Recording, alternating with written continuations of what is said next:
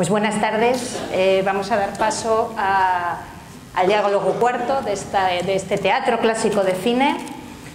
Los invitados, todos ilustres, están sentados aquí abajo porque vamos a hacer como las sesiones de ayer. Vamos a ver primero 10 minutos de la película Hoy motivo del comentario, que es Cervantes contra Lope.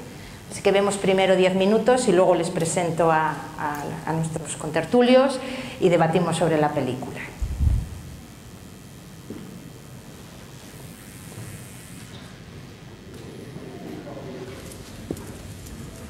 Madrid 1614. 9 años después del éxito del Quijote, ha salido a la luz la segunda parte de sus aventuras. Pero esta vez, el autor no es Miguel de Cervantes, sino un misterioso escritor que se oculta tras el seudónimo de Alonso Fernández de Avellaneda. Hace 10 años que el público espera la segunda parte de vuestro Quijote. Nadie entiende por qué tardáis tanto. Ya lo tengo casi acabado, pero ahora ya no sé si vale la pena el esfuerzo.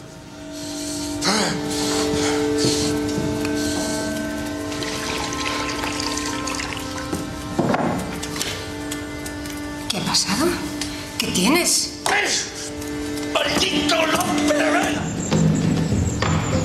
Capítulo primero, que trata de las acusaciones de Miguel de Cervantes contra Lope de Vega y de cómo la envidia trunca la amistad entre los dos escritores. ¿Ha leído ya El Quijote de Avellaneda?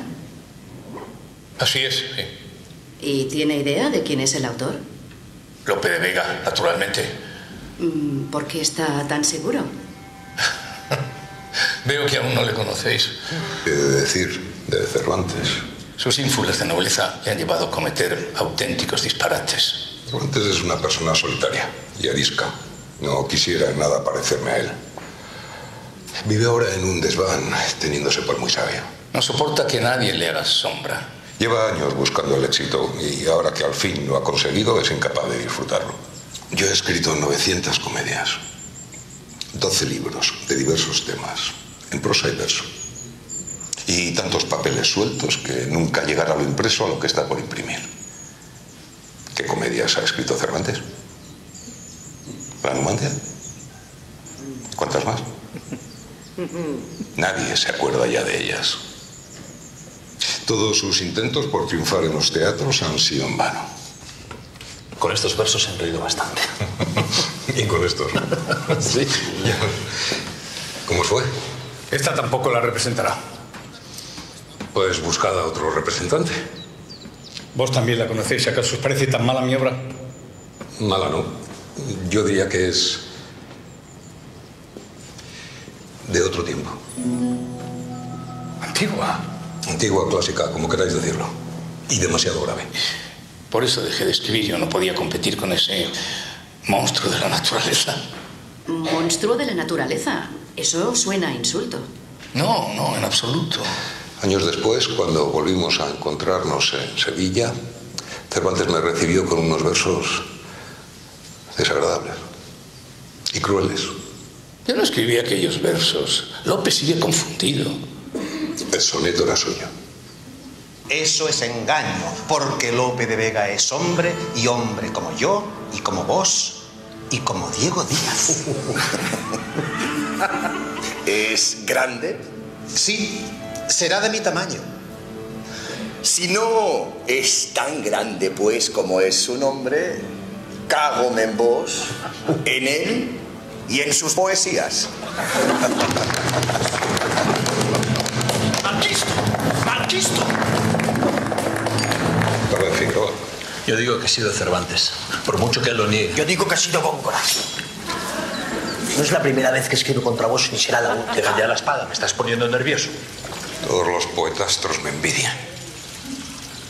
Os envidian todos, sí. Pero Cervantes os odia. Le repito que el Quijote de Cervantes no tiene nada que ver conmigo. No, Lope no fue mi modelo, ¿no? Y para acabar de despejar sus dudas, permítanme que le haga una pequeña confesión.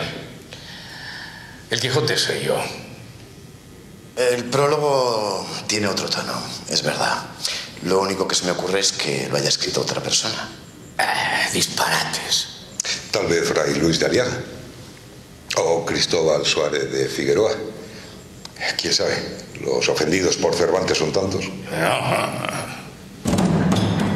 Capítulo segundo, que trata de los otros ofendidos por Cervantes, sospechosos también de ocultarse tras el seudónimo de Avellaneda. A mí, la obra de Cervantes no me ofende. En todo caso, a Pasamonte, a ese sí que le ofendió de veras. A Jerónimo de Pasamonte lo mataron en Italia. Lo asesinaron en la calle, a cuchilladas a plena luz del día. Así que no puede ser Avellaneda.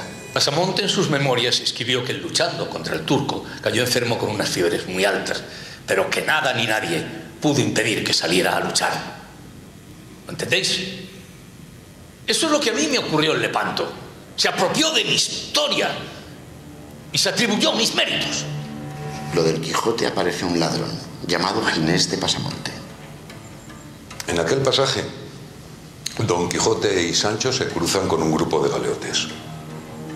Todos con cadenas al cuello y en las manos. 4 guardias los llevan a galeras. Y al loco de Don Quijote no se le ocurre otra cosa que enfrentarse a los guardias. ¿Qué delitos han cometido estos hombres?, les pregunta. ¿Por qué los lleváis a galeras? Sabed, dice uno de los guardias, sabed que este hombre es el famoso Ginés de Pasamonte, que por otro nombre llaman Ginesillo de Paravilla. La prueba es que no se atrevió a publicar sus memorias. ¿Cómo iba a atreverse?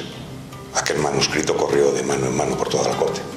Todos lo hubieran relacionado con el ladrón que aparece en el Quijote. Mas si yo vuelvo mi pico, con el pico de mis versos, a este lo pico. Bueno, la verdad es que tiene gracia. Cervantes otra vez. Os equivocáis. Ha sido Góngora. Ha sido Góngora. Es tan sucio ese judío que nunca se le cae la mierda de la boca. Vine sobre el Quijote de una manera crítica, no fue en absoluto una cuestión personal. El Quijote es una obra magnífica, para espíritus vulgares. Capítulo tercero, que trata de cómo la publicación de las aventuras del hidalgo caballero Don Quijote agrava y lleva al extremo la rivalidad entre Cervantes y Lope de Vega.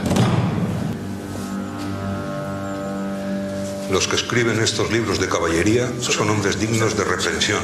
Pues no hacen caso a las reglas del arte que hicieron famosos a Homero y Virgilio. Lo mismo sucede con las comedias de hoy. Son todas disparates que no tienen ni pies ni cabeza. Y, con todo, el vulgo las oye con gusto. Y las tiene y las aprueba por buenas estando tan lejos de serlo. Una obra noble que quiera haber escrito su nombre en este género no conseguirá el privilegio real. Un momento. El micro. Gracias. Sois muy amable. Usted no ha sido, Figueroa tampoco y Pasamonte está muerto. ¿Puede sugerirnos otro nombre? ¿Habéis hablado ya con Fray Luis de Aliaga? No he sido yo. No tengo tiempo para Quijotes. Mi única ocupación es defender la fe y estar atento a la amenaza morisca. La vida en Valladolid no fue fácil. Ya sabéis lo que dicen. Madrid tiene cielo y suelo, Valladolid los entresuelos. Pero de ahí acusarme de alcahuete, murmuraciones y mentiras. Necesitan que poetas y personajes graves y de títulos como duques, marqueses, condes, obispos o damas de la nobleza escriban algunos versos para el prólogo. Yo ya no los tuve. Ya os he explicado por qué. De manera que los poemas me los inventé yo mismo e hice que los firmaran mis personajes. Extravagante. Cuando he de escribir una comedia, encierro los preceptos con 6 llaves. Saco a Terencio y Plauto de mi estudio para que no me den voces, que suele dar gritos la verdad en libros mudos. Y escribo por el arte que inventaron los que el vulgar aplauso pretendieron. Porque como las paga el vulgo es justo hablarle necio para darle gusto. ¡Viva López! ¿Qué está? ¡Viva López! ¡Hola! ¡Viva López!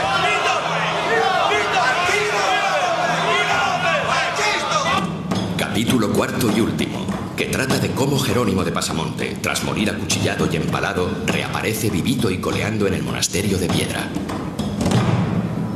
Sí, ya llevo unos años aquí.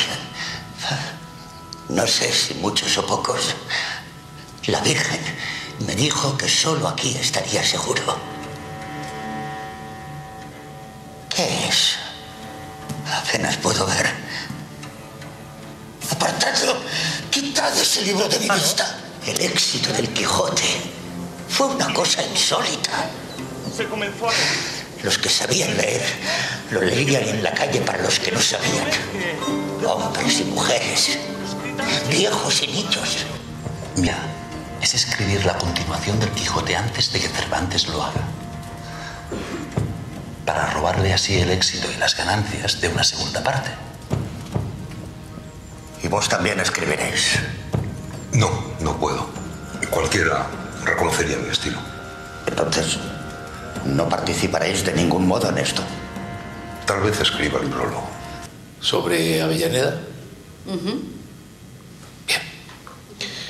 A ese escritor fingido que ha osado escribir con pluma de avestruz grosera las hazañas de mi valeroso caballero, su San Martín le llegará, como a todos los puercos. Ya está todo.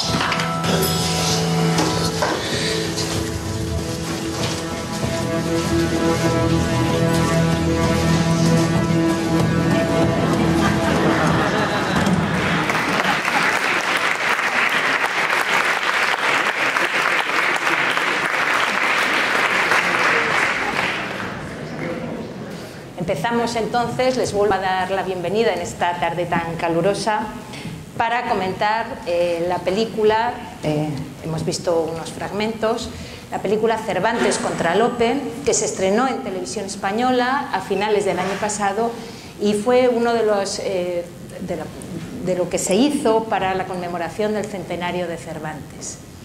Esta película está dividida en 4 partes. Como habéis visto, nos han hecho un poquito un esquema de cada una de ellas y es un falso documental donde a través de entrevistas a distintos personajes de la época se trata como tema fundamental la polémica entre Lope de Vega y Miguel de Cervantes a través principalmente de 2 elementos. El primero, el Quijote de Avellaneda y su autor, y en segundo lugar el éxito que estaba teniendo Lope con las comedias, el arte nuevo, etc. Para comentar esta película me acompañan, como no podía ser de otra manera, hombres de cine y hombres de literatura que paso ahora mismo a presentarles. En primer lugar, don Emilio Gutiérrez Cava, actor consagrado, de familia ilustre de actores, todos lo conocen, ha participado en más de 80 películas y si ayer nos decía José Luis Alonso de Santos que hablaba en boca de Cervantes, de Zorrilla, hoy hemos traído a Cervantes encarnado en nuestro ilustre actor. En segundo lugar les presento a Javier Angulo, es el director desde el año 2008 de la Seminci de Valladolid, de la Semana Internacional de Cine de Valladolid. Es de formación periodista, creo, pero dedicado toda la vida al cine, como lo muestra, como os digo, la organización, es el alma mater en estos momentos de la Seminci de Valladolid. Abraham Madroñal, catedrático en Ginebra de literatura española, él es un especialista en Siglo de Oro, dedicado también a varios autores con inmensas publicaciones, gran número de publicaciones, etcétera, que ahora mismo nos ilustrará también acerca de la parte literaria de la película que vamos a comentar. Y en último lugar, pero no por ello menos ilustre también, José Manuel Lucía Mejías. Él es catedrático de románicas, de filología románica en la Universidad Complutense de Madrid, especialista también en el Siglo de Oro, en novela de caballerías, y el año pasado, con motivo también de la conmemoración del centenario de Cervantes, publicó su biografía en 2 partes, la primera en 2 volúmenes. La primera dedicada a la juventud, la segunda dedicada a la madurez de nuestro escritor. Bien, la película, como han visto, se trata, como les he dicho, de un falso documental donde se quiere abordar la polémica, así su título, Cervantes contra Lope, que pudo suscitar intenta averiguar por qué estos 2 escritores, siendo amigos en principio, algo mayor Cervantes, 15 años mayor Cervantes que Lope, en un momento determinado esa amistad se trunca, y se trunca de una manera que todavía, ahora nos ilustrarán, todavía no sabemos demasiado bien qué es lo que pasó, porque de la vida de Cervantes todavía hay varias lagunas que rellenar. En cualquier caso, estamos ante dos genios de la naturaleza, dos monstruos de la naturaleza, que en la película giran en torno a la publicación del Quijote de Avellaneda de 1614. Se aventura una hipótesis de la posible autoría. Alguno de los presentes en esta sala supongo que estará muy contento por esa aparición de Jerónimo de Pasamonte como posible autor o real autor de ese Quijote de Avellaneda. Y sin más, doy la palabra, en primer lugar, a don Emilio Gutiérrez Cava, si nos hace el favor de contarnos cómo llegó este proyecto, Cervantes, cómo llega este proyecto y cómo encara usted este proyecto tan ambicioso, tan interesante, y que, aunque digan que estos temas no son de moda porque no son superhéroes, etcétera, el público se ha reído, ha disfrutado y se han quedado con ganas de ver la película entera. Sí, bueno, este proyecto me llega a través de una propuesta que me hacen en el mes de, creo que es en febrero del año pasado, y es un proyecto que en principio y al final se hizo enteramente en Cataluña, en Barcelona y en los alrededores. Todo el cuadro de actores, a excepción de Coronado y yo, son todos actores catalanes y actrices catalanas, lo cual a mí me parece un magnífico homenaje a la figura del propio Cervantes, ¿no? Y incluso el director Manuel Huerga, que es un director excelente, dirige esta producción. Cuando a mí me llega el guión y veo la historia, digo, hombre, por fin en televisión se va a tratar de un asunto serio y además en el año de Cervantes, ¿no? Digo, hombre, pues ya vamos a tener un elemento estupendo en las manos para trabajar con ello. Y afortunadamente no me equivoqué en cuanto al trato que hubo en la producción. Es decir, que Manuel Huerga se lo tomó muy en serio y rodó muy bien las escenas. Todas esas entrevistas él las repetía una y otra vez. Eran trozos complicados, sobre todo yo estuve casi 5 horas rodando todas las respuestas, ¿no? Porque además la producción era muy ajustada y bueno, a ver, vamos, eso lo produce una productora ubicada en Cataluña, ¿no? Televisión Española realmente hace esto porque no hay más remedio, o sea, si seamos claros en esta historia, porque es el año Cervantes y hay que hacer algo, ¿no? Pero les importa muy poco que sea Cervantes como cualquier otra cosa, ¿no? Lo programan un día lamentable, que es el día, me parece que fue el 6 de diciembre, o el 7, sí. O sea, en pleno puente, con lo cual la audiencia, y además en segunda cadena, con lo cual la audiencia pasa desapercibido sobre un tema que deberían haber promocionado excelentemente, puesto que era el año Cervantes, y Cervantes se lo merece. Como hicieron los ingleses con Shakespeare. Claro, bueno, eso entre otras cosas, ¿no? Que luego sí, estuvimos nosotros en un congreso, vamos, en una tontería que hicieron al final del año, que estaban sus majestades, y estaba nuestro eminente señor Montoro, y ahí por la ola. Sí, bueno, yo estuve a punto de darle un capón, pero no tuve la ocasión de llegar a su cogote. Pero, ¿qué? ¿Te la estás ganando? No, me da igual, sí, ya me la he ganado 40 veces, ¿no? Sabes tú, la persecución es como la época romana, con los cristianos, me refiero. Entonces, bueno, me parece que esta producción, en parte, digamos, realmente corta la tradición de televisión de no hacer nada en los últimos años sobre algo interesante y empieza, y es un camino que no tiene salida, es un cul-de-sac, se acaba esto, ¿no? Yo creo que alguna vez se recuperará esta producción y la pondrán en una hora visible y que valga la pena que la gente de pronto diga, hombre, pues vamos a mirar aquí en la historia esto que pasa, ¿no? Pero de momento es el lavado de manos más tremendo. Quien, como en mi caso ocurre, vaya a Televisión Española, el otro día yo fui a Prado del Rey y vea cómo está Prado del Rey en Madrid, los estudios que tiene televisión, se dará cuenta de cuál es en este momento el hecho de la televisión pública en España, ¿no? Es un lugar que está atacado de aluminosis, atacado de amiantosis, no sé, una cosa nueva. Ahí había una carpa como para una boda y yo pregunté qué había en esa carpa y me dijeron los trajes que se han liberado de la amiantosis. Dije, pues muy bien, pues estupendo. Nosotros y a los otros hemos tenido que quemar, o sea, se habían cargado todo el vestuario. Los platos están cerrados, quiere decir, bueno, es una debacle. Una debacle vergonzosa, pero es una debacle. Entonces, esta producción pues está ahí, es un florón, es una cosa que se puede ver en el extranjero con cierta enjundia, y mira, que qué cultos son los españoles. Bueno, es arriesgada, además. Sí, sí, lo es, efectivamente lo es. A mí me llegó esta película, me llamaron, yo conozco a Manel Huelga, que es un notable director que hizo Antártida, hizo Salvador, la película Salvador, Puig Antic, es un gran director, pero con una mentalidad moderna, y yo creo que adelantándose al Ministerio del Tiempo, ha jugado con las épocas, con los tiempos, con mucha desenvoltura, muy atrevido de una manera, tomando riesgos y dando a la película un ritmo que yo, por ejemplo, que me confieso profano, ¿quién no sabe quién es Cervantes, Lope de Vega, Góngora y Quevedo dándose estopa, pero yo me quedé atrapado de tal manera que yo la iba a ver como una obligación más y me quedé pillado.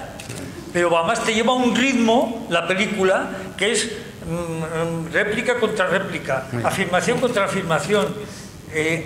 A mí me cae un poco cuando salen las escenas de ficción, me cae un poquito porque no tienen la misma calidad además de imagen, pero es que te lleva, te atrapa, porque realmente es muy valiente y además es una especie de thriller. ¿Quién escribió Avellaneda? Pero además tiene como de comedia de enredo, ¿no? O sea, yo creo que está muy bien logrado el tono, desde el punto de vista cinematográfico, me atrapó. Y los egos de los dos, ¿verdad? Bueno, eso es maravilloso. Y luego le llamé al productor y le dije, quiero esta película, porque además están soberbios. Coronado. En plan de presuntuoso, chulito, guapo, rompedor. Aliaga, todos. ¿Cómo le tira ahí un momento que le tiran los tejos al que le está entrevistando a la chica? ¿No lo han visto ustedes? Nunca te he dicho nadie que tienes unos ojos preciosos. Y va y le hace un soneto, ¿no? No, es estupendo. Realmente a mí la película me entretuvo, me aprendí, porque yo realmente pues sí sabía que había esa rivalidad. Pero luego las rivalidades de Quevedo y Góngora, esos otros africanos. Esas fueron las más gordas, ¿eh? Sí, y luego las reuniones de la academia, dándose estopa todos, con todos los líos, todos los... Igual. Sí, igual. O quieren seguir igual. De todas formas, la película se plantea desde el punto de vista cinematográfico en este sillón, pero también tenemos que saber qué opinan los historiadores de la literatura, porque es una película arriesgada. Habla de muchos temas del siglo de oro que no se han llevado a la pantalla de esta forma. Sí, yo digo, lo primero quería un poco incidir en la idea que decía Emilio. O sea, es tremendo que en el año Cervantes haya sido La Sexta. Realmente la televisión que ha apostado por la figura de Cervantes fue La Sexta, con aquel programa de Cervantes Vive, que en los telediarios le dedicaba 1 minuto, 2 minutos todos los días o todas las semanas a hacernos una entrevista de determinados especialistas y un determinado tema. Pero claro, no en el 6 de diciembre en la 2, sino en el telediario de las 3 y el telediario de las 9, ¿no? O sea, y eso conllevó que el éxito de La Sexta y el hecho de que Cervantes Vive se convirtió en un lema obligó en un momento dado a cambiar el pie de las instituciones públicas que hubieran tenido que ser en su momento las que tenían que llevarlo. Teniendo en cuenta que Televisión Española firmó un acuerdo con la Comisión Nacional de Celebraciones Cervantinas para difundir al máximo todas las celebraciones cervantinas, que fue, digamos, una firma, como todas, al final una foto, que ni es fotofilis ni es foto nada, porque al final se queda en papel de nada, ¿no? Entonces la verdad que eso creo que tenemos que recordarlo, que nuestras instituciones públicas no estuvieron a la altura, en este caso Televisión Española y su director, que sigue siéndolo y que lamentablemente lo sigue siendo, no estuvo a la altura de lo que España y como país, yo creo que como sociedad teníamos que tenerlo y además exportar a los demás. Y luego, en cuanto a lo que planteabas del contenido, ahí siempre, y yo la verdad que yo formaba parte de la Comisión Nacional y era mi lucha continua, la dificultad que hemos roto, o sea, cómo hemos roto el camino de decir, por un lado está la academia, que estamos trabajando para llegar a un mayor conocimiento de los hechos históricos, hechos literarios, concretar cada vez más, intentar saber más de lo que ha pasado, y luego un medio como es el medio audiovisual, que es el que te permite tener una difusión mucho mayor. Es decir, nosotros podemos tener un congreso, este mismo congreso, un festival, y sabemos nuestra repercusión, la que tenemos. Lógicamente, aunque sea en la 2, el día 6 de diciembre la repercusión que tiene ese programa es muchísimo mayor, además tenerlo, que cualquiera que nosotros podamos llegar. Y ahí es donde es la pena que en un momento dado no podamos tener una mayor comunicación. Es decir, en la serie se dicen cosas que ya hace 100 años que los especialistas ya no decimos, porque sabemos que son falsedades que eran del siglo XIX, que se defendían. Por ejemplo, cuando en un momento dado se habla de Cervantes y hay un entrevistado que dice Cervantes es el ingenio lego, o sea, es decir, aquel que sin haber tenido que estudiar tiene toda la sabiduría que le da casi la mitificación de un gran personaje. Claro, eso es la gran idea, es una idea del siglo XIX, que ya desde hace 100 años nadie defiende que Cervantes pueda ser un ingenio lego, sino que sabemos que estudió, cómo estudió, etc. ¿no? El propio Lope hay un momento le dice sin estudios. Claro, sí, por eso. Entonces, claro, de pronto, pero claro, ya el ingenio lego, que es una frase que ya nosotros hemos olvidado del mundo académico, claro, de pronto hay 3 millones que lo están escuchando en un programa de este tipo, automáticamente ya se queda en la cabeza y mucha gente de pronto dice, oye, ¿cuánto he aprendido de Cervantes? Ya sé que es un ingenio lego. Bueno, pues nos hemos ido a 3 pasos atrás precisamente del conocimiento. Suárez de Figueroa, dice que entonces ahí, digamos, ahí también, que seguramente sea, y yo lo digo, y lo he dicho otras veces y lo hemos hablado nosotros, sea una crítica doble. Por un lado, la academia y la universidad y los estudiosos tenemos que hacer el camino para que en un momento dado nos tengan en cuenta, y a la hora de hacer una gran producción como esta, que lógicamente yo entiendo que dicen, bueno, ¿qué hago? Manuel Huerga dice, bueno, voy a buscar a los 2 mejores actores, y lo son. Y la verdad que tanto habéis visto los ejemplos, pero bueno, la película entera, tanto Emilio como José Coronado están estupendos, en ese carácter, pero todos los personajes, ¿no? Quevedo está... Quitando Quevedo, Quevedo no tiene nada que ver con el Quevedo que podía ser. Pero juegan como un elemento cómico. Sí, pero demasiado que no tiene nada que ver. Se le va un poco la mano. Se le va la mano, ¿no? Pero bueno, mejor es esta. Yo creo que los iluminadores son fantásticos. Sí, los actores, los maquilladores. Pero claro, al final el guión no es a esta manera. Yo no voy a romper una lanza a favor de los guiones. Tú hablas de una gran superproducción, esto es una superproducción de bajo coste. O sea, se ha hecho, no se ha lanzado las campanas al vuelo, se lo han gastado en Río de Janeiro, cuando fue la Olimpiada del año pasado, y se han gastado no sé cuántos miles de euros efectivamente, en las dietas de unos señores que comentaban que una señora saltaba más que otra, o viceversa. En fin, quiero decir con esto que esto no fue una gran superproducción, eso en primer lugar. En segundo lugar, hablas de los guiones y de los dialoguistas. Es que no se les paga. Es que no hay presupuesto para esta gente. Es un milagro que alguien haga un guión, incluso hasta con referencia al siglo XIX, de alguna manera coherente, porque con lo que está cobrando esta gente que no cobra, estamos manteniendo algo totalmente falso, que es una producción que no existe. Pero y entonces, fíjate una cosa que iba a decirte yo sobre lo que está, perdona que te lo planteé antes. Esta es una película que la ve gente joven. Yo he visto quien se reía y era gente joven. Claro que sí. Esto hace más por el conocimiento de Cervantes y de Lope que cualquier otra película. Estas clásicas de toda la vida que huelen a naftalina, antiguas. El ritmo que imprime Huerga a esto, a la gente lo entiende muy bien y entra rápido en la comedia, entra rápido en el enredo. Y eso yo creo que es un gran mérito que tiene esta película. Y yo quiero añadir además que Emilio dice en determinado momento, su personaje, el Quijote soy yo. Yo creo que Emilio puede decir perfectamente Cervantes soy yo. Es que Emilio es Cervantes. Es como nos imaginamos a Cervantes, ¿no? Igual que Pepe Coronado es Lope de Vega. Es que lo clava el tío. Es verdad que Quevedo no se parece en nada. Es un mequetrefe, un individuo que hace reír. Góngora tampoco, ¿no? Bueno, Góngora todavía es salvable. Era un hombre más... Sí, la actitud quizá mejor. Como actitud mejor. Sí. Era muy vitalista también, como lo tenemos. Lo que pasa es que le vemos en el cuadro de Velázquez tener una cara de avinagrado que parece que es otra cosa, ¿no? Pero a mí me parece que la película es extraordinaria. Es decir, que es una película de calidad. Yo no conocía los entresijos que ha contado Emilio. Si no los hubiera dicho él, pensaría que era una gran producción.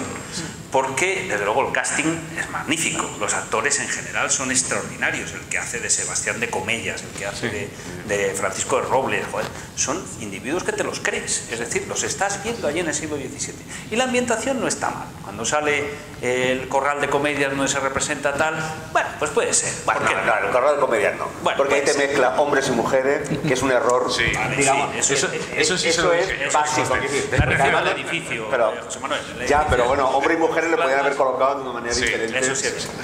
Y eso queda en el imaginario porque la gente cree que eso es así, ¿no? Sí, pero bueno, también en las películas de Shakespeare hemos visto algo parecido. Ya, pero bueno, pero era tan fácil como haberlo hecho bien, hubiera valido lo mismo.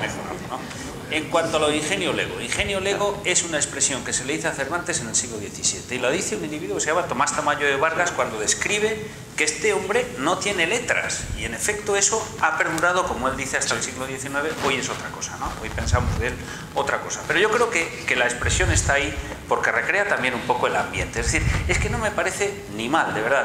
Yo tuve la suerte de ver la película en televisión y no quería, estábamos en casa, de repente apareció y estoy de acuerdo con él, engancha.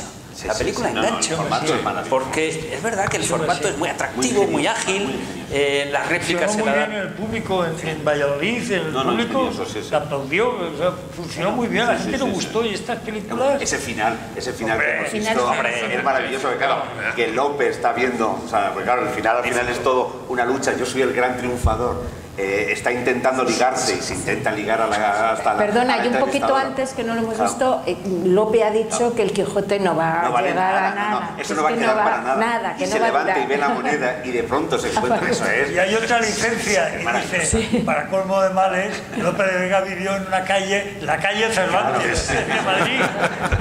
Pero lo cierto es que en vida triunfa Lope y no Cervantes, es la historia la que luego ha situado... Luego, si queréis, hablaremos porque en la vida real triunfa sin duda Cervantes, pero en el cine, yo me he hecho un estudio tal, arrasa, en la vida real Lope, pero en el cine, en cuanto al cine, arrasa Cervantes.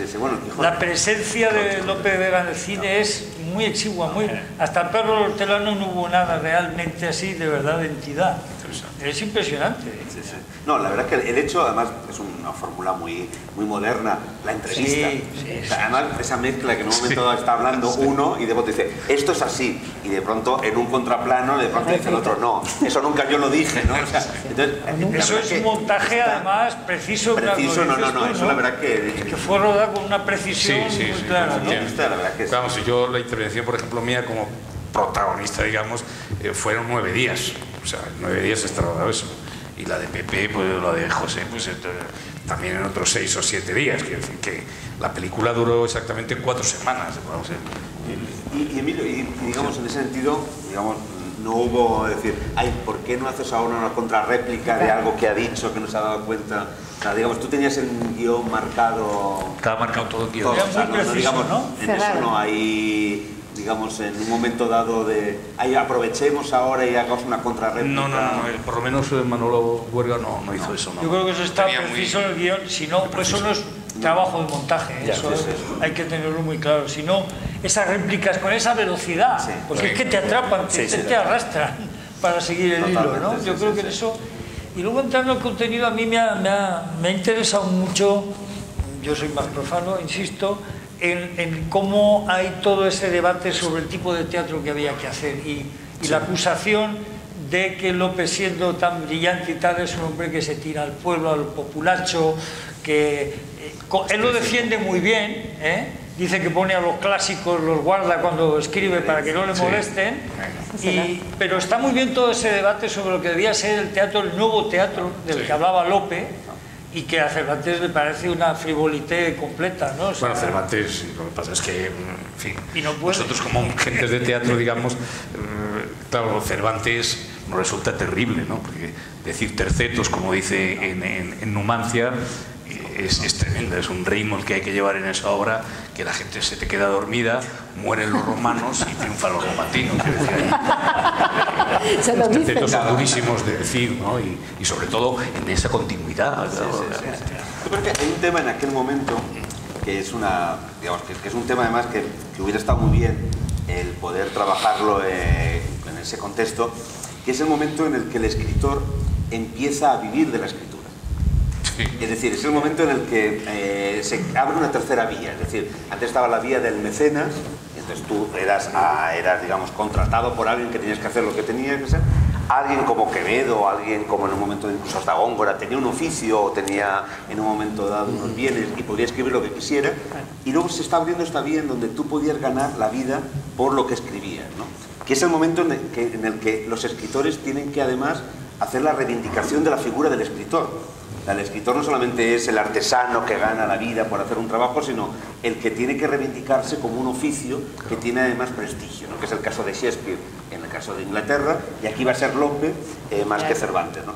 Y ahí hay también la posibilidad de jugar con ese momento que no es tanto un momento de plantear una cuestión simplemente retórica de qué tipo de teatro, porque al final el teatro en aquel momento es verdad que tiene que ver mucho con el autor, pero en aquel momento son los corrales de comedia, son los autores de comedia, los empresarios y son los actores. ¿Cuántas obras que hoy en día son de Lope y decimos que bien se estrenaron, en realidad luego triunfaban porque lo estrenaba tal actor y la gente iba a ver el actor? O sea, da lo mismo que ese actor estuviera representando una obra de teatro de un determinado autor o de otro, ¿no? Entonces, claro, se va creando una industria cultural. Y ahí Lope se ve muy bien, además, Valladolid es uno de los escenarios, no solo el promotor de tal. Ahí está el librero, ahí está el editor, ahí está el traductor, ahí está el que copia, que eso es magnífico, cómo defiende la copia. Figueroa. Figueroa, es todo ese mundillo de intrigas, de banderizos, cómo le calientan, cómo les van calentando tanto a Lope como a Cervantes sus propias camarillas para enfrentarles. Pues es la eterna lucha de los dos toreros, los dos ciclistas españoles, buscando siempre en la pelea, siempre, ¿no? Bamontes y Loroño, Dominguín y Ordóñez, o sea, siempre hay que buscar una pelea, ¿no? Sí, que en ese sentido también la película es hija del 2005, es decir, lógicamente colocamos a Cervantes contra Lope porque son los dos grandes mitos que 400 años siguen funcionando. Si hiciéramos el mapa real de la situación de los escritores del momento, pues lógicamente Cervantes no estaba dentro de esa élite que podía competir. No tenía marketing. Lope de Vega tenía marketing. El único que le podía y que le hizo sombra, digamos, a Lope fue Góngora en el ámbito de la poesía. Y luego en el ámbito, lógicamente, del teatro, ahí, digamos, no tenía competencia, ¿no? Eso es cierto, sí. Y Cervantes no tenía camarilla. Cervantes está solo y aparece siempre solo. El pobre Emilio, no hay quien le asesore y quien le diga vamos a atacar por aquí o por allá, ¿no? Si acaso el librero, que lo que quiere es, evidentemente, ganar dinero a su costa, ¿no? Como bien claramente dice. A mí no me interesa la literatura, dice en determinado momento, ¿no? Lo que me interesa es vender. Y lo que le joroban a Lope las 8 ediciones que se llevan hechas de Don Quijote. Claro, pero también le fue a Zorrilla, ¿verdad? Y tampoco son nada. Zorrilla le vendió los derechos a Pedro Delgado. Sí, igual. Es el mismo caso. Y lanza lanza dardos envenenados contra sí Juan Tenorio, por ejemplo. Claro, contra Don Juan, que es un asco de obra y que es una vergüenza que lanza a pesar de él. Cervantes yo creo que no, sin embargo, evidentemente, ¿no? Cervantes es un hombre que está trabajando la segunda parte y que se le adelanta a Avellaneda, y esa es la gran suerte, porque evidentemente si Avellaneda a lo mejor no hubiera publicado su volumen, Cervantes nunca hubiese cerrado, yo creo, ¿no? La segunda parte del Quijote, nos habría dejado otro Persiles, alguna cosa de esas que hoy, con permiso de los cervantistas, se nos caen un poco de las manos en comparación, claro, con el Quijote. Te cae en la mano porque te duermes. Claro. Los tercetos, la siesta. Los tercetos, ¿no? Pero está bien el duelo interpretativo y sobre todo, pues eso. A mí la figura de Pedro Liñán, y esto es una nota al pie que no va a ningún sitio, no me convence tampoco. Es decir, este individuo, por lo que conocemos hoy, no era tal y como nos lo representa la película, pero bueno, eso es una menudencia que no va a ningún sitio y que prácticamente solamente existe para especialistas, ¿no? Yo entiendo que aquí lo que hay que hacer es un producto de calidad como el que se ha hecho, porque llega a la gente, independientemente de que conozcan o no conozcan a Comellas, a Francisco Robles, a quien sea, pero llega a la gente, atrapa e incluso... Sí, pero en eso, ¿qué necesidad hay de tergiversar lo que sabemos para llegar a la gente? Si pero por ejemplo, en un momento dado, por decir una anécdota, hubo un proyecto que nunca se ha hecho de hacer una serie de televisión de Cervantes contando los amores de Cervantes en Nápoles para contar el hijo de Cervantes en Nápoles. Entonces yo en la Comisión Nacional dije, bueno, ¿Qué necesidad hay Claro. de esa teoría que ya sabemos que no tuvo ningún hijo de Cervantes a contar una historia y una serie sobre el hijo de Cervantes en Nápoles? Entonces dijeron, no, es ficción. Y bueno, ya que es ficción, inventaros uno en Argel, o inventaros uno en Toledo, o inventaros uno en Sevilla, pero no hagáis una serie dando, digamos, en un momento dado, idea de que existió realmente un hijo de Cervantes en Nápoles, que ya sabemos que no existe, porque ya automáticamente, por mucho luego que nosotros digamos desde la academia, nunca hubo un hijo de Cervantes, fue una mala interpretación sobre un verso del viaje del Parnaso, desmonta automáticamente todo eso. Es imposible. Entonces, claro, digamos, el mundo también audiovisual está para, digamos, acrecentar el conocimiento, no para ir en contra, precisamente, de lo que sabemos hoy en día. Totalmente de acuerdo. Pero yo te comento que me ha pasado hace muy poco, que a mí me mandaron un guión que yo he rodado, no sé cómo saldrá, Dios nos perdone, que fue un cortometraje que no sé cómo saldrá, sobre la 9ª compañía española republicana que entró en París, o sea que es una de las la compañía, digamos, la Flecha que entró en París a liberarla de los nazis. Y entonces el chico que había escrito esto, que es un hombre joven, me deja un primer tratamiento del guión en el que cuenta que la 9 llega a Berchtesgaden, es decir, al nido del águila, y allí encuentra el cadáver de Hitler. Y claro, yo dije, no, hay algo que a mí no me suena.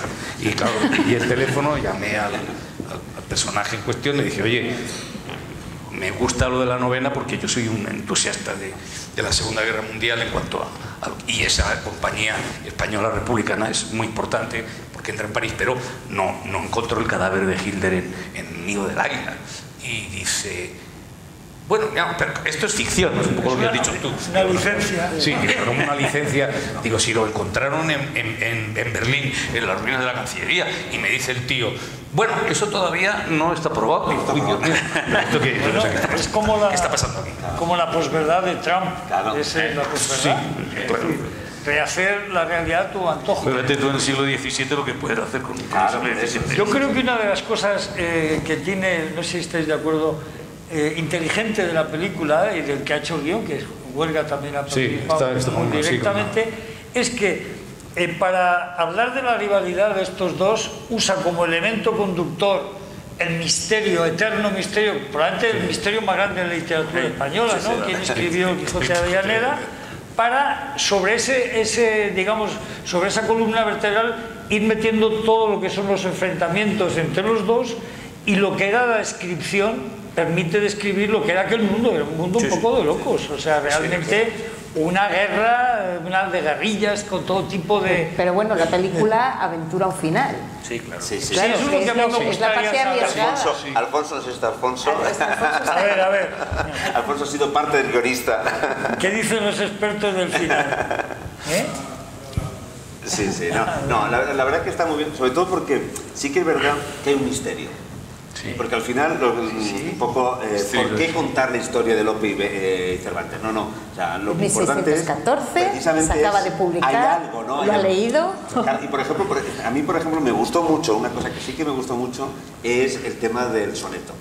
O sea, el aprovechar el soneto, porque claro, ahí es el punto en el que realmente Lope cambia la opinión con Cervantes. Exacto. Porque realmente es verdad que si uno va viendo... ¿no? Claro, Sevilla en 1601, claro, o sea, hay una posibilidad de poder decir, hasta 1601, ellos, bueno, en 1580 publican incluso poemas juntos, en el 98 publican poemas juntos. O sea, y Cervantes le pide ayuda. Y claro, o sea, hay una relación y además de amistad, o sea, de muchas...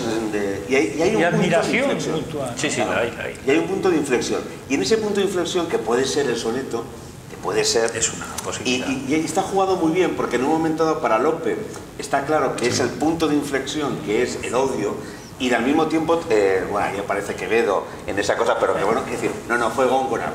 Hoy en día más o menos creo que hay una unanimidad en la crítica que fue Góngora realmente el autor. Pero eso no quita para que Lope, porque claro, tenemos que también situarnos.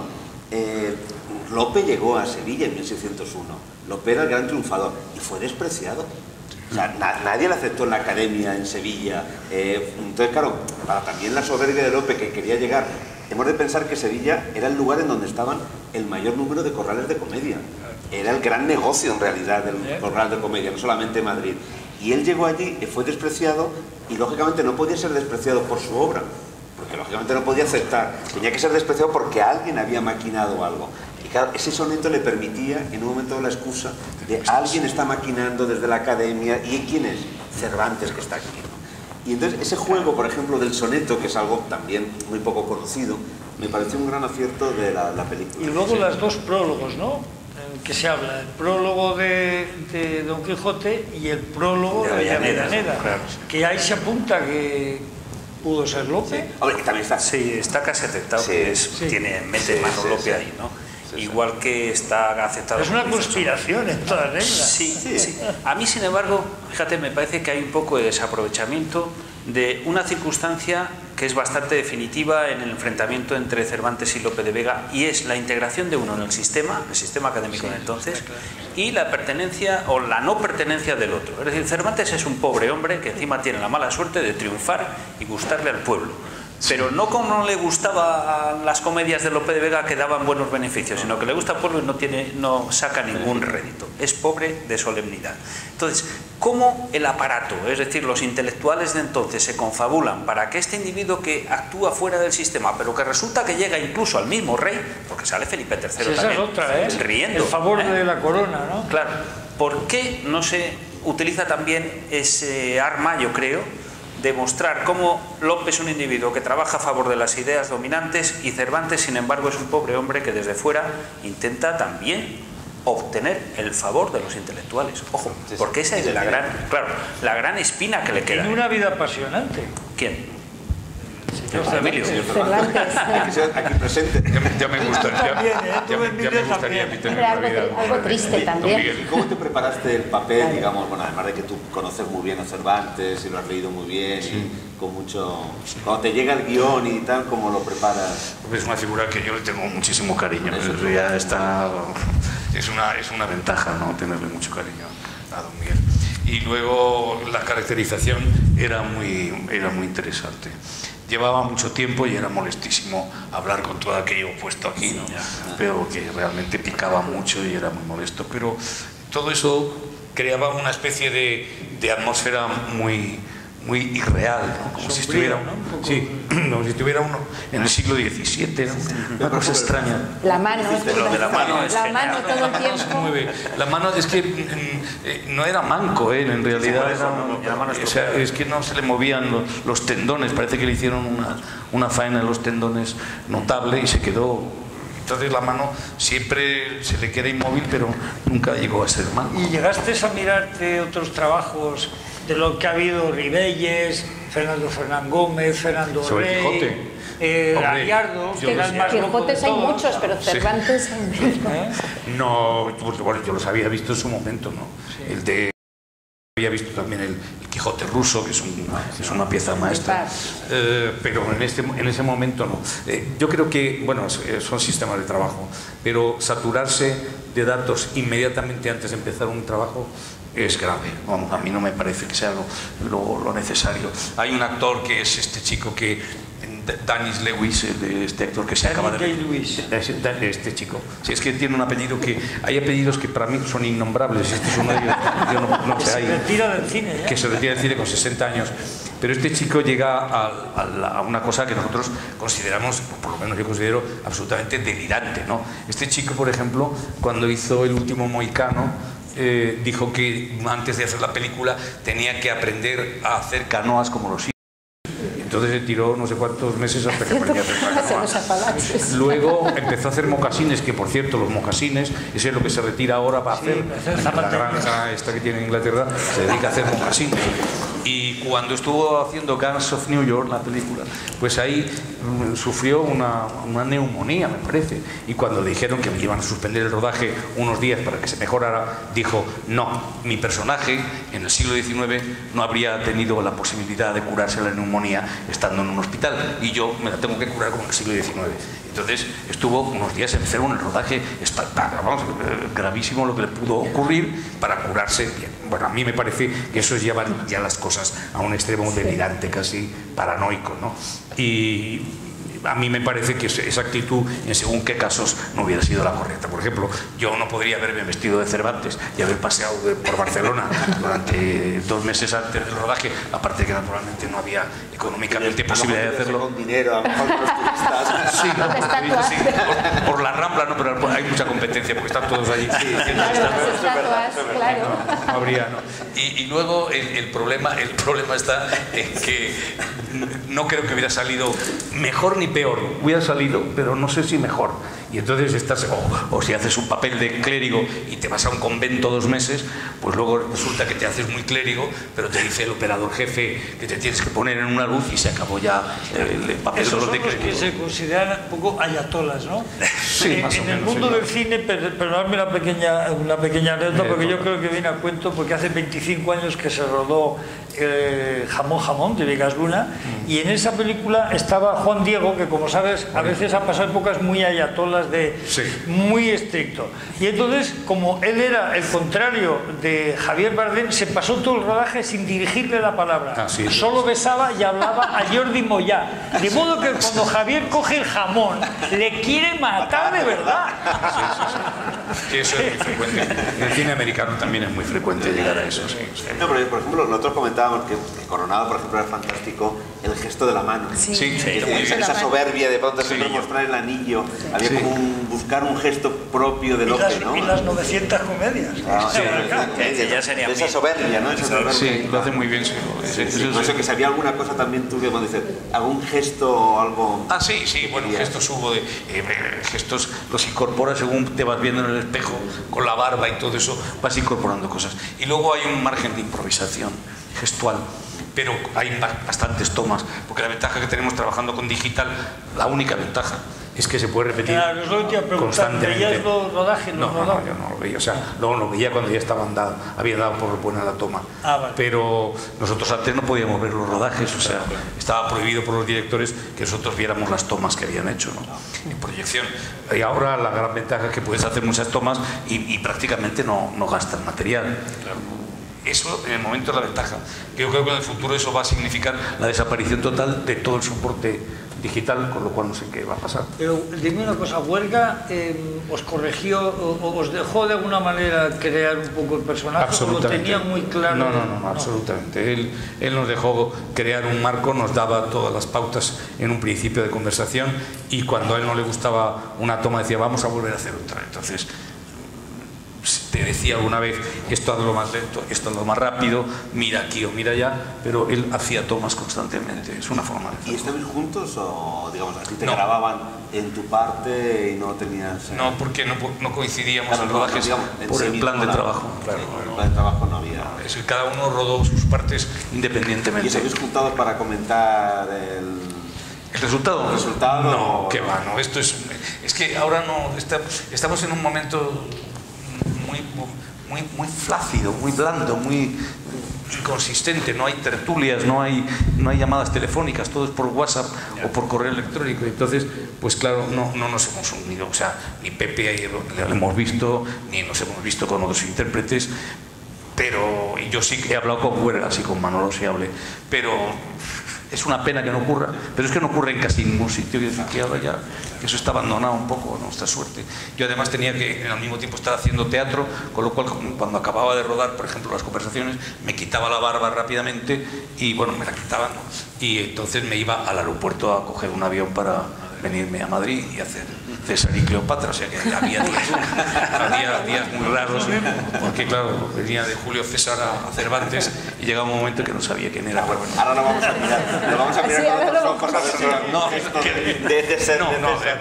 o de Cleopatra. No, pero bueno, quiero decir que creo que en cualquier caso pues son esas anécdotas que pasan. Y es una lástima, sí, como comentas, que no nos uniéramos. Pero eso, hay protocolos que han desaparecido, que no han existido nunca.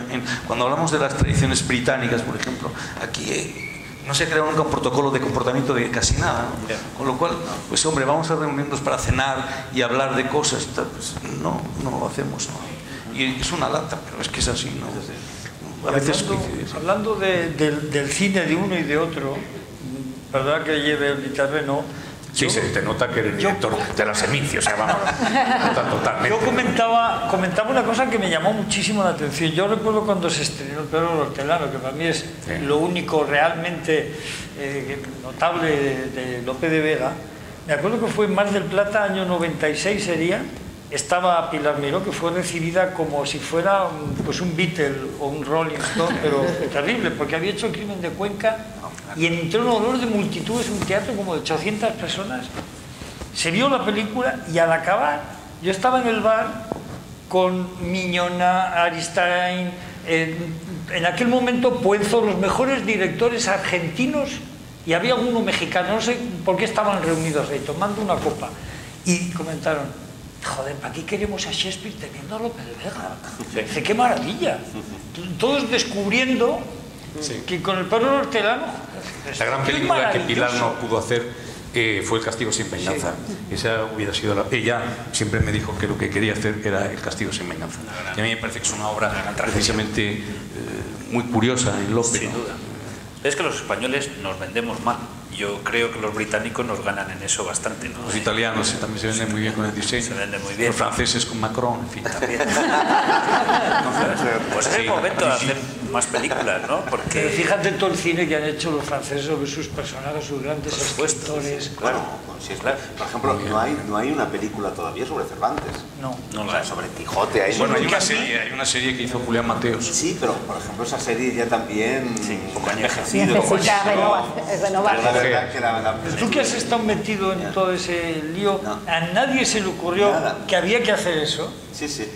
Pero perdona, ¿pero el miedo qué es? ¿Que no va a tener audiencia? ¿Que no? Porque yo creo que sí, no hay más que ver la reacción de... Hombre, y sobre todo hay que pensar un poco en la vida de Shakespeare. Uno piensa en la vida de Shakespeare, que ha habido películas Shakespeare in Love, la vida de Shakespeare es Stratford, Londres, Stratford, se acabó, un tío aburridísimo que no tiene ninguna vida. Y aún así, Cervantes, o de Lope, que se recorre, o de Lope, que se recorre, bueno, y Cervantes que se recorre todo el Mediterráneo. Tenemos en Roma, que le va fatal siempre. Tenemos en Sevilla, que tenemos el sueño americano, o sea, tenemos una desventaja que Shakespeare lo conocen los norteamericanos, los ingleses, los canadienses. Pero es una cultura. Sí, pero a Cervantes también, Emilio. A Cervantes lo conocen en Estados Unidos perfectamente también. Cervantes, Almodóvar y Lorca son los tres nombres. Cuando tú preguntas por ahí fuera. Sí, un sembrado curioso porque es así.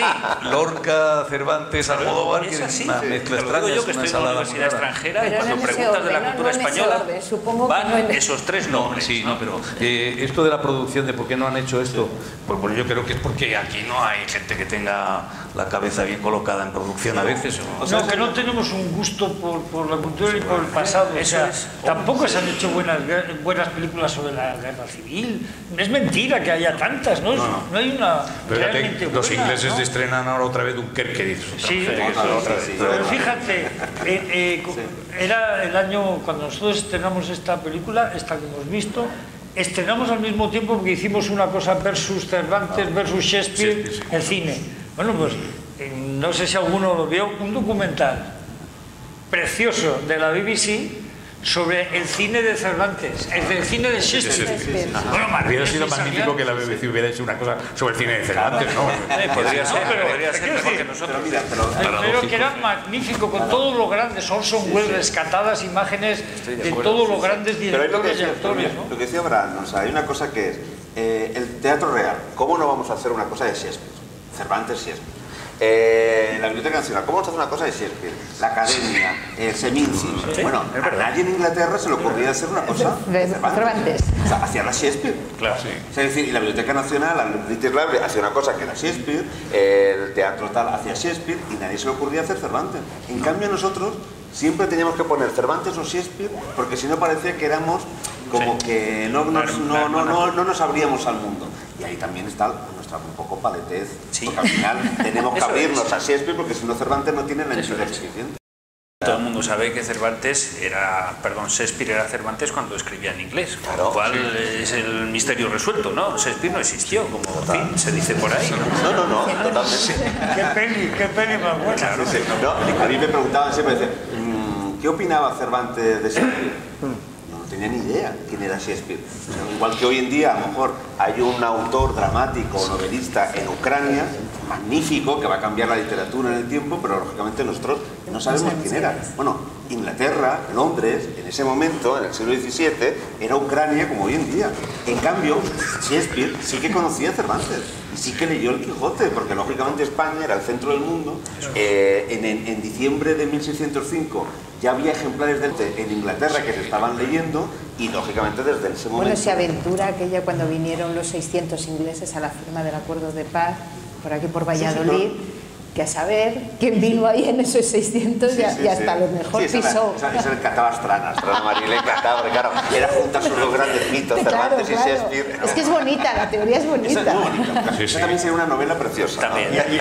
¿Y a ti qué te ha parecido? Que no te hemos escuchado. A mí la película, yo me lo he pasado muy bien. Me parece una película además que tiene mucha utilidad desde el punto de vista también didáctico. Es que aparecen los dos escritores, las polémicas, la academia, el tema de la imitación en el siglo de oro, el tema de los libreros, de los editores. Hay una cosa que me ha gustado mucho y es que se habla de las obras antes de su publicación. O sea, cómo corrían ya antes de la primera parte del Quijote, claro, ya están hablando de ella. O sea, que debió de correr antes de 1605, ya se había leído, tal. Entonces, cómo funcionaba la institución literaria y qué había que hacer para entrar en ese parnaso de las letras, o sea, categoría poética en la lírica, claro, y si querías fama y dinero, el teatro. Y claro, cuando Cervantes vuelve después de Argel y se encuentra este monstruo de la naturaleza, tuvo que ser un dolor muy grande también. Bueno, como vuelve a Argel cuando él triunfa. Sí, pero triunfa, pero se encuentra que mientras tanto Lope ha empezado a estrenar, ha empezado a ser... eso va a ser después, va a ser como ya en los años 90... Pero bueno, sería como un actor ahora famoso, un actor famoso, que además esa vida sentimental tan... Sí, lo que pasa es que hay una cosa en Lope que es... tan tremenda. Perdemos un poco también la perspectiva. Lope fue un fracasado en su grande pretensión, que era tener un sueldo, que era tener un oficio, que él estuvo toda la vida queriendo ser cronista, funcionario, porque en el fondo, una expresión maravillosa que ha trabajado Alejandro Reilly, que es las musas rameras. Una expresión que me encanta, o sea, para él las musas son rameras, dice, para mí las musas no son amigas que vienen a... No. Yo me tengo que levantar a las 4 de la mañana a escribir, porque si no termino de escribir, no termino de cobrar y no puedo pagar mis deudillas, o sea, entonces para él no es levantarse a las 4 por el placer de la escritura, sino son rameras, o sea, me tengo que vender, tengo que vender mi pluma a la escritura. Claro, eso en un momento dado, si luego él consiguiera, que es lo que pretendía, un sueldo fijo, luego a partir de él hubiera podido lanzarse hacia una libertad de expresión que lógicamente no le podía hacer porque al final era... De alguna manera, el escritor de éxito tiene un peligro, que no puede desilusionar a su público. O sea, su público está esperando que le dé aquello que en un momento dado está esperando. Y eso también hace que Cervantes sea, en un momento dado, también lo que decías, más moderno, porque puede experimentar, porque él está en los márgenes y quiere llegar al centro. Pero desde los márgenes puede hacer cosas diferentes, porque no está supeditado al éxito del momento. Lope, aunque pudiera querer algo más allá de lo que estaba haciendo, tenía que escribir a las 4 de la mañana, terminar su comedia a las 7 porque la estaban esperando, porque si no, no cobraba. Afortunadamente, pues si no nos hubiera llenado las estanterías de Jerusalén y cosas de esas que no ven nadie hoy. Efectivamente. Hay dos cosas. Primero, que él sería considerado hoy un hombre que descubre lo comercial, ¿no? Sí, descubre... hubiera hecho telebasura, por ejemplo, o sea, se hubiera vendido a todo lo que hubiera habido. Hubiera hecho comedia para televisión rápida, guiones... En la época moderna del teatro español hay un autor que es Alfonso Paso, que considera, él lo que quería ser como Lope. Alfonso Paso escribe mucho, escribiría tanto como él. Sí, llegó un momento que prácticamente en el año 66, 67 había 14 teatros en Madrid con obras de él a la vez. O sea que fue una cosa absolutamente... Más que Montalbán, incluso más que Montalbán. Pero ha desaparecido, Emilio. Es curioso que Alfonso Paso ha desaparecido absolutamente, no se habla de él, no se estudia y Lope permanece. Y yo creo que cuando... faltaría más que... No, hombre, entiéndeme, que los aristotélicos como Cervantes auguraron que el éxito de Lope era efímero y no es cierto tampoco. No es el Quijote, evidentemente, pero hoy todos sabemos 10, 12 obras de Lope de Vega que son prácticamente obras cumbre, ¿no?, de la literatura.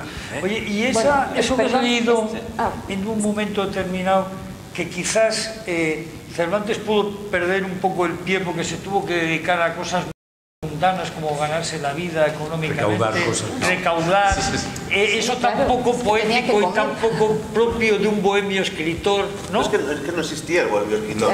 Bueno, pero te quiero decir, mientras el otro se dedica solo a eso todo el rato, tal, este señor... No, pero Lope se dedica a eso porque tiene éxito y consigue dinero. Porque realmente si Lope hubiera sido cronista, a lo mejor no hubiera escrito o lo hubiera conseguido una merced en América, porque en el fondo lo que quería era un puesto, o sea, no seguir publicando o no seguir representando, ¿no? Incluso él publica sobre todo y edita sus novelas en los momentos en los que no hay posibilidad de representación en el teatro. Entonces, oye, tengo que buscarme dinero por otro lado, ¿no? Y lógicamente, ¿qué sucede? Es un negocio. Un negocio como hoy en día. ¿Quién hoy en día en Madrid, en Barcelona o en Valladolid estrena? Pues estrenan unos grupos. Y lógicamente Lope controlaba el grupo, digamos, la mafia o el grupo, digamos, del estreno. Y lógicamente ese lobby Cervantes se queda un poco fuera. Perdonar, os voy a tener que interrumpir para... para dar paso al público. Estamos excitados. Que seguro que también quieren... a ver... ¿Del público alguien quiere...? Muchos oradores. Alfonso. Por alusiones. Por alusiones. Alfonso por alusiones. ¿Se oye? Oye, no van a hacer propaganda de tu libro, ¿eh? Bueno, a lo mejor un poco. Bueno, en primer lugar, quiero felicitar a todos los ponentes por la sesión, que ha sido muy amena y muy divertida. Y también a Emilio Gutiérrez Cava por su interpretación de la película, que me parece magnífica. Y a los propios responsables de la película, que estén aquí, pues, si hubiera alguna forma de transmitírselo. Como decía hace poco Susana, hay alguien en el público que tenía que estar muy contento con esta película, y es verdad, y más que contento, estoy orgulloso. Soy Alfonso Martín, de la Universidad de Valladolid, y desde hace mucho tiempo vengo defendiendo que Pasamonte escribió el Quijote apócrifo.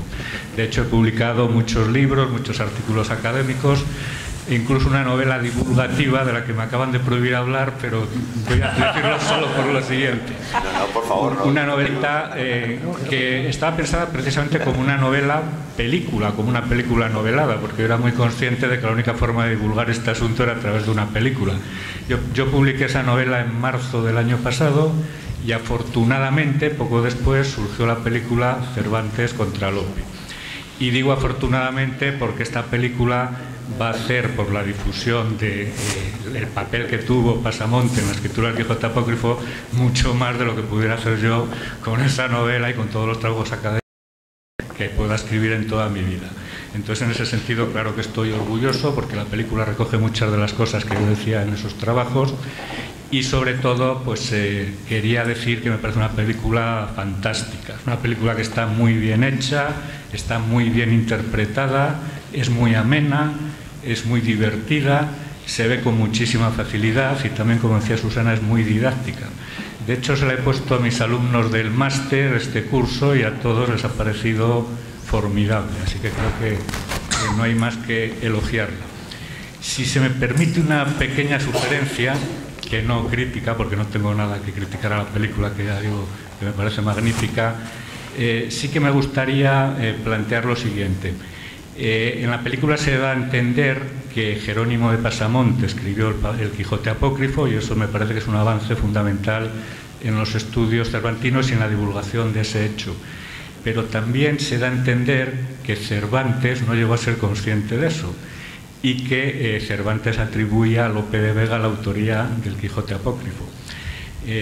Yo quería hacer una sugerencia de cara al futuro, porque creo que el propio Cervantes dejó indicado de manera muy clara en la segunda parte del Quijote que él creía que Pasamonte era Avellaneda. De hecho, dijo 4 veces de manera clarísima que Avellaneda era aragonés, y eso excluye a Lope de Vega. Pero sobre todo hay una escena que me parece magnífica en la segunda parte del Quijote, y de la que creo que aún no somos muy conscientes, cuyo valor creo que no somos aún muy conscientes. Me refiero a la escena que pasa en el capítulo 59 de la segunda parte del Quijote de Cervantes, cuando se menciona por primera vez el Quijote apócrifo. Don Quijote está en una venta y en la habitación contigua oye hablar a dos personajes que se disponen a leer el Quijote apócrifo. Don Quijote va a hablar con ellos y uno de esos personajes abraza al Don Quijote cervantino cuando lo ve, lo reconoce como el auténtico y en señal de su reconocimiento le entrega el Quijote apócrifo recién publicado. ¿Y cómo se llama ese personaje que abraza al Don Quijote cervantino y que lo reconoce como el auténtico entregándole el Quijote apócrifo recién publicado? No se llama Lope, se llama precisamente Jerónimo, como Jerónimo de Pasamonte. Es una escena magistral a través de la cual Cervantes hizo que la propia representación literaria de Avellaneda, representada a través de este Jerónimo, reconociera a su Don Quijote como el auténtico. Y es una escena que, sin embargo, no está muy reconocida en el cervantismo. La gente no creo que sea muy consciente de ella. Y creo que en la película habría quedado fenomenal, pero bueno, en el futuro pues se podría también aprovechar. La segunda parte. Te puedo dar el teléfono de Manuel Huerga, ¿Quieres que seguro que lo hace? Seguro que entra. Bien, en cualquier caso no es más que una pequeña sugerencia. Ya digo que la película me parece magnífica y lo único que quiero es felicitar a todos sus responsables por una película que es valiente, atrevida y desde mi punto de vista muy oportuna. Así que muchas gracias por su realización y enhorabuena. Muchas gracias. ¿Alguien más del público? Bueno, lo que quiero es hacer un comentario aclaratorio. En la mesa tenían que haber estado Manuel Huerga también y estuvo pensando que iba a estar durante mucho tiempo. Lo que pasa es que luego se cruzaron cosas y no ha podido estar. La guionista principal es María Jaén. No Manuel Huerga. Siempre me dijo Manuel Huerga, no, llama a María porque María es el responsable. Si vais a analizarlo desde el punto de vista de las relaciones con el texto, con los textos del Siglo de Oro, con la historia, en este caso la biografía de Lope y de Cervantes, mejor María Jaén. María Jaén conectamos con ella un poco más tarde y ya había hecho planes y no podía ser, lo lamentaron muchísimo, lo lamentó muchísimo el productor también, Paco Escribano, en fin. Sí. Pero creo que se ha hecho mucha justicia de la película, aunque no estuvieran ellos presentes, ¿no? Entonces, estoy muy contento de cómo ha ido hasta ahora el debate. Lástima que quede muy poco. Lo de hasta ahora, porque hasta ahora.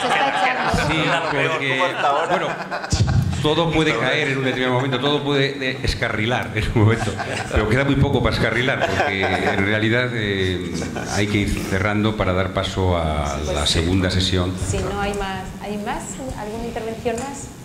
Sí, yo quería, ¿te acuerdas?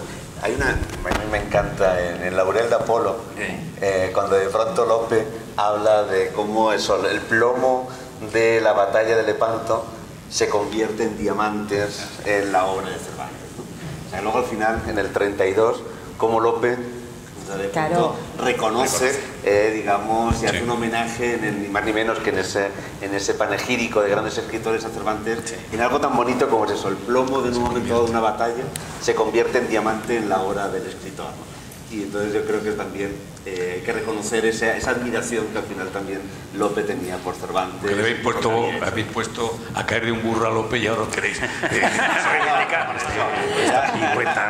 En el fondo es bueno porque admiraba a Cervantes. Sí, sí, y al revés también. Yo creo que hay que reivindicar que Cervantes llegó a reconocer. Siempre protagonistas y antagonistas en el fondo muchos se han admirado. Sí, totalmente. Si no hay una admiración, hay un espejo. Hay una admiración y una envidia que al principio sana, pero convenientemente trabajada por los alrededores, se convierte en una bronca, que es lo que pasa aquí, ¿no? Bueno, pues lamentablemente por el tiempo y porque estamos sujetos a un horario tenemos que concluir esta cuarta sesión de las jornadas. Os agradezco mucho a los cuatro vuestra intervención. Agradezco muchísimo la presencia de Cervantes en la figura de don Emilio Gutiérrez Cava. Agradezco mucho también al público su presencia y a la organización que nos permite, y es un lujo, poder contar con especialistas y personas de cine, de Siglo de Oro, de teatro, como llevamos estos días. Así que muchas gracias por su participación y ahora enseguida, ¿verdad, Germán? A las 7, empezaré 7 y 10. Muchas gracias.